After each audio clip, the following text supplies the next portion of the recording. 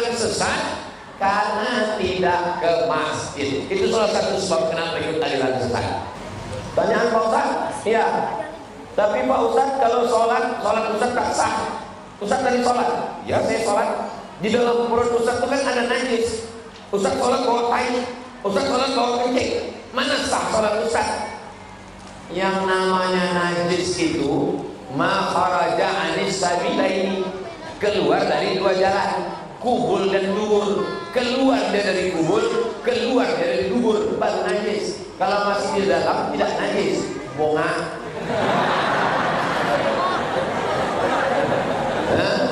Mau pula dibodoh-bodohi aliran sesat.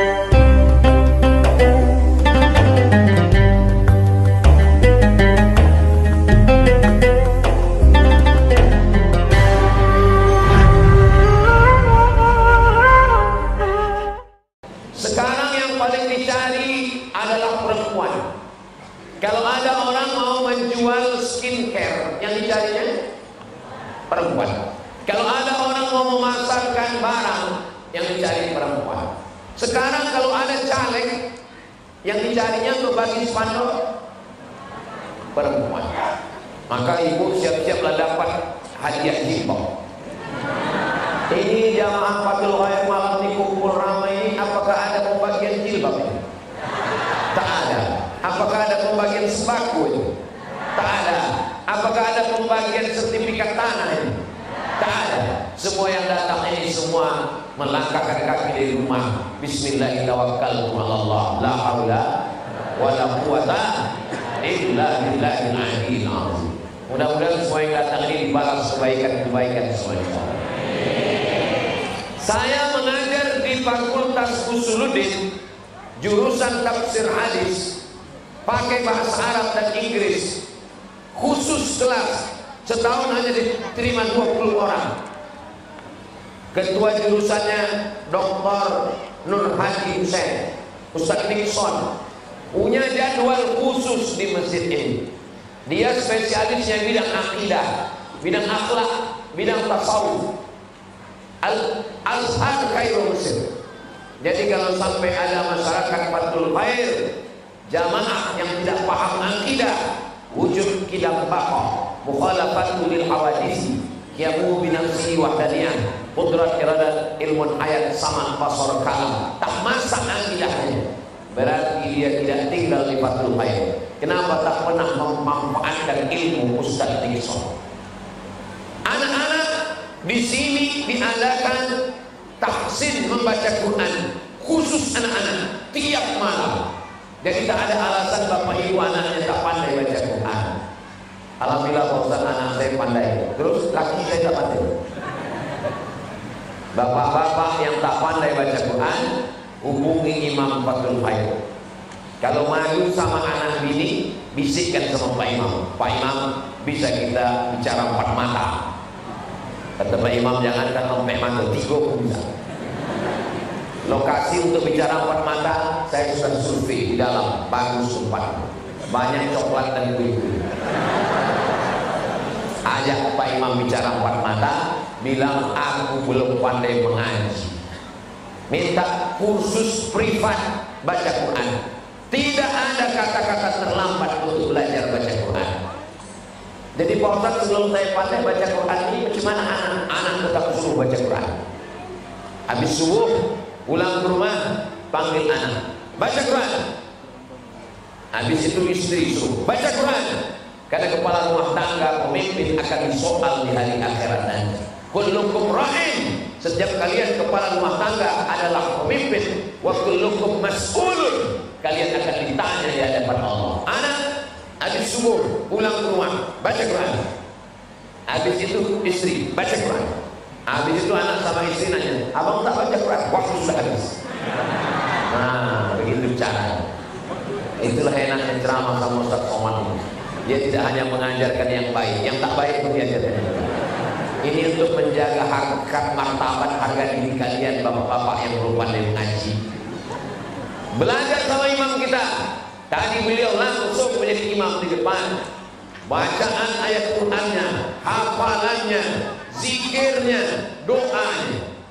Ustaz-ustaz ini punya spesialis masing-masing. Ustaz Maghfirah spesialis Al-Quran, Bayati, Soba, Sika, Na'awan, Jihaka. Ustaz Afrijan bahasa Arab, fi'il, fa'il, maf'ul, madhi, mudhari, amar, nahu, saraf, balaghah, ma'ani, bayan. Itu memang bidang dia. Tapi ada pula ustaz yang khusus bidang akidah, ada khusus bidang akhlak, ada ustaz yang khusus zikir saja. Saya dulu di bawah beliau keliling Pekanbaru, zikir. Itu Ustaz Edi Azhar, itu juga punya jadwal di sini. Nah, itu waktu udah mau habis. Ustaz Edi Azhar punya jadwal khusus di sini. Jadi segmen zikir, ada orang tak mau mengaji. Saya Pak Ustaz kalau belajar Indogam ini udah tak masuk lagi kepala saya Pak Ustaz. Non mati jumpa dengan wow, non mati jumpa dengan ba, udah tak masuk lagi. Jadi kamu apa? Saya ajak zikir aja lah Pak Ustaz. Astagfirullah. Datang Ustaz biasa. Saya kalau cuma zikir-zikir aja mengantuk pula saya Pak Ustaz. Saya sukanya nawam, bayani, soba. Bismillahirrahmanirrahim. Itu dipanggil Ustaz Maghfirah.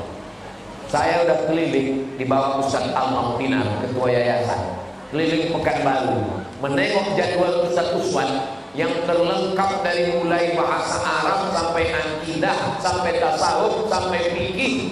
Itu salah satunya adalah Masjid Fathul Khair. Jadi menjadi jamaah Masjid Fathul Khair ini adalah keberuntungan yang luar biasa. Masyarakat Pekanbaru ingin anak istri selamat, pindahlah segera ke daerah perumahan dekat Masjid Fathul Khair.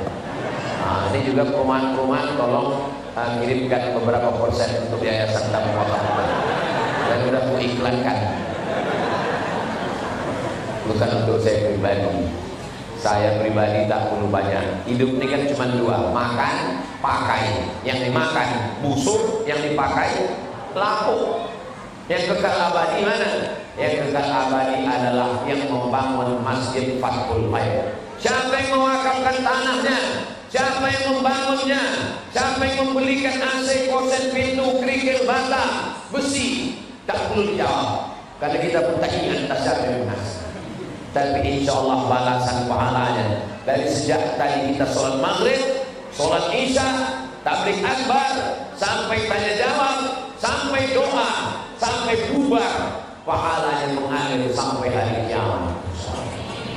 Al-hayatu rihlatun qasiratun. Hidup ini perjalanan yang singkat. La tabqa minha illa dzikrul hasan.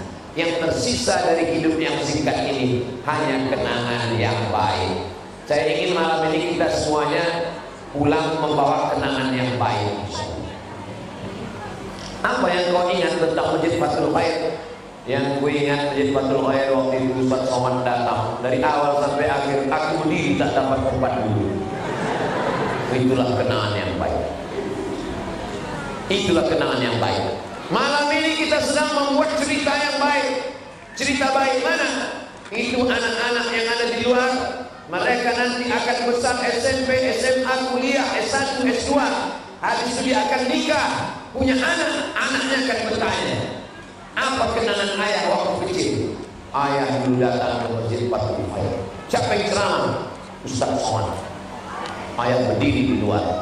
Itulah cerita yang indah untuk anak-anak mereka.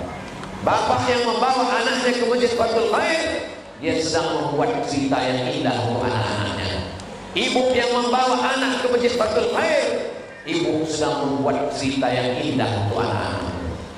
Mudah-mudahan cerita kita semuanya yang baik-baik saja insyaallah. Harimau mati meninggalkan belang, gajah mati meninggalkan gading, manusia mati meninggalkan keripik. Jangan sampai kita meninggalkan yang tak baik. Saya mau menjadi kenangan yang baik. Kalau datang berita Abdul Somad mati, maka insya Allah kenangan yang diingat juga semua adalah yang baik-baik saja insya Allah. Amin.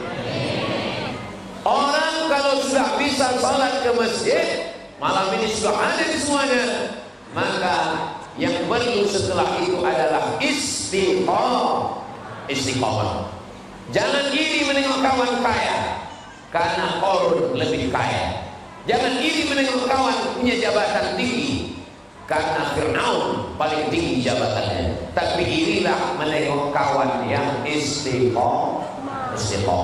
Subuh ke masjid, zuhur ke masjid, maghrib ke masjid, isya ke masjid, duha ke masjid. Inilah orang-orang yang kata Nabi SAW, dzalikumur ribat, dzalikumur ribat. Itulah orang mujahid fi sabilillah. Intizarus shalah ba'da shalah. Dia yang menunggu salat. Dia yang menunggu salat. Sekarang banyak orang salat pula menunggu dia. Wudhu zuhur ke asar, wudhu asar ke maghrib, wudhu maghrib ke isya. Biasa dari maghrib ke isya jangan keluar masjid. Maghrib duduk masjid, karena kalau habis maghrib pulang isya tak datang lagi. Kenapa? Banyak yang menjerat drama Korea. Ini malam ini perjuangan Bapak Ibu yang hadir di luar biasa. Ini adalah malam apa ini? Jumat malam Sabtu, weekend. Malam ini orang ke mall, malam ini orang acara makan-makan di restoran. Tapi malam ini dia datang. Ini malam ini orang ke Masjid Fathul Khair. Perjuangannya luar biasa. Kenapa? Berapa sinetron yang hilang malam ini. Mudah-mudahan ibu-ibu yang hadir malam ini istiqomah semua. Bapak-bapak memang sudah istiqomah insyaallah. Al-istiqamah, satu istiqamah khairun min alfi karamah, lebih baik daripada 1000 karamah. Kita sholat bukan mau berjalan di atas air, kita sholat bukan mau terbang di atas awan, kita mau dapat istiqamah. Itulah maka 17 kali kita minta ihdinas siratal mustaqim, kasih saya jalan yang lurus. Karena memang jalan ke Fathul Khair ini banyak kali beloknya, maka minta jalan yang lurus. Sekarang banyak orang tersesat di jalan yang lurus. Maka kita diberikan pengajian-pengajian, karena godaan setan yang luar biasa. Fitnah akhir zaman macam-macam terjadi. Tapi orang kalau dia istiqomah ke masjid, hadir pengajian tak usah panjang-panjang. Saya kalau ngisi pengajian 60 menit cukup. Di Malaysia pengajian dari maghrib ke isya tak lebih. Azan maghrib, sholat, pengajian 45 menit, azan isya. Habis itu tertulis di depan. Anda bertanya, Ustadz menjawab. Kirim pertanyaan ke nomor WhatsApp. Anda bertanya, Ustadz menjawab. Kirim pertanyaan ke nomor WhatsApp. Habis isya, yang mau bertahan di masjid tetap, yang sebagian pulang. Tapi saya tengok habis isya tak ada yang pulang, tetap bertahan. Saya heran, rupanya di situ ada acara makan-makan. Jadi masjid itu punya dapur, tidak pakai catering. Pergi saya ke belakang, saya tengok ada kuali besar, ada wajan besar, ada masak nasi minyak, nasi Arab, nasi biryani, nasi mandi, banyak semua. Saya bilang, siapa yang masak?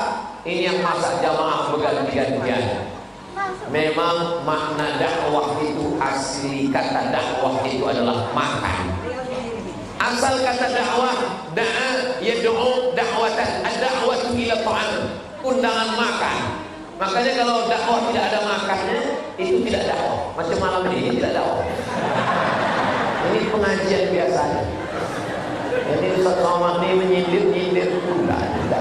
Saya ustaz yang tak pandai menyindir. Saya ini orang ada.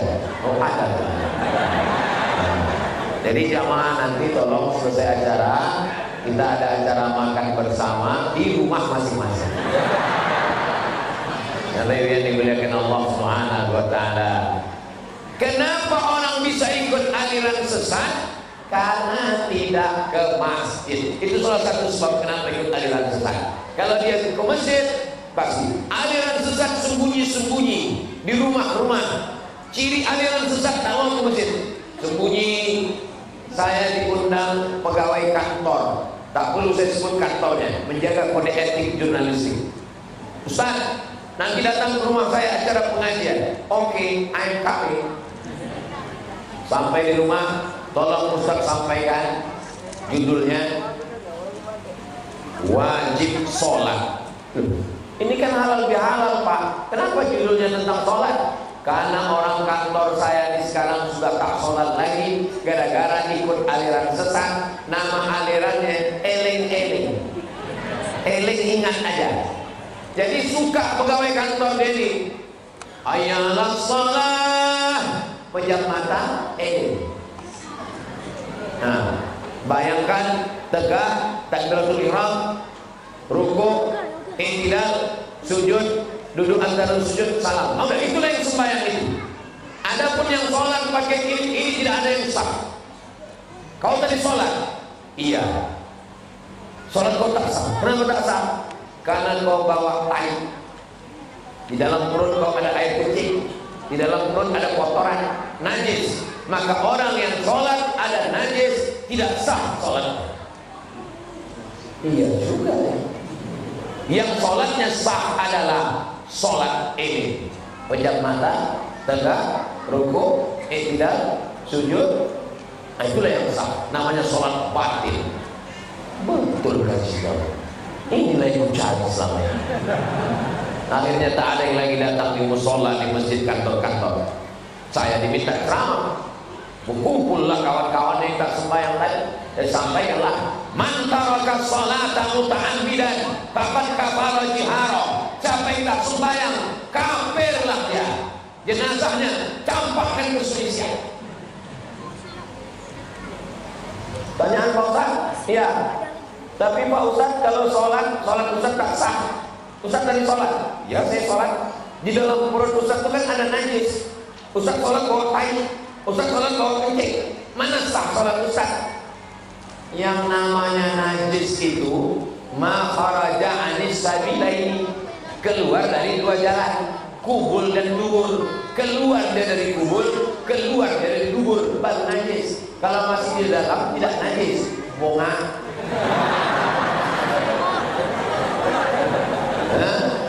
Mau pula dibodoh-bodohi aliran sesat. Kenapa temakannya cakap orang tadi? Karena tidak belajar fikih, tak tahu yang mana yang najis itu. Yang najis itu kalau keluar dari dua jalan, keluar dari kubur, keluar dari dubur, baru dia najis. Kalau masih di dalam, dia tidak najis. Tambahkan kalimat penutup tadi. Bongan. Inilah akibat bangga punya anak. Anak kau di mana? SMP. Anak kau di mana? SMA. Anak kau di mana? Malu memasukkan anak ke pesantren. Anak pesantren itulah yang bisa menjelaskan mana hadas, mana najis. Bukan berarti saya menyepelekan anak bapak ibu yang di SMP. Silakan SMP, tapi belajar agama Islam. Silakan SMP, tapi 5 pelajaran yang mesti ada. Akidah, supaya dia selamat ahlus sunnah wal jamaah. Akhlak, supaya dia berakhlakul karimah. Fikih, supaya tahu dia mana najis, mana hadas, mana mandi wajib. Jangan sampai anaknya tidak. Quran, hadis, supaya dia berpegang dengan amal Quran dan sunnah Rasulullah Sallallahu Alaihi Wasallam. Ini anak di SMP pelajaran agama cuma 1 jam. Apa nama mata pelajarannya? PAI, Pendidikan Agama Islam. PAI. Jangan heran anak-anak muda ikut aliran sesat. Kenapa?